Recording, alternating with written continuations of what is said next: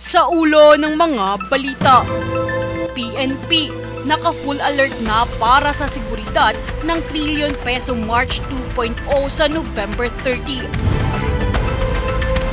DOH nananawagan ng total vape ban.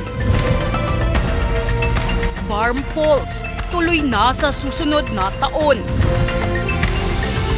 Tensyon sa pagitan ni former Representative Ko versus First Family nagpapatuloy.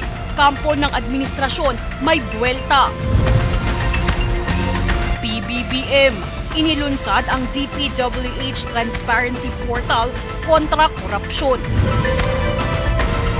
At Pilipinas, host sa WTA Tourney 2026. Patas at pantay na balita, komprehensibong ulat para sa pulso ng masa. Ito ang News Force.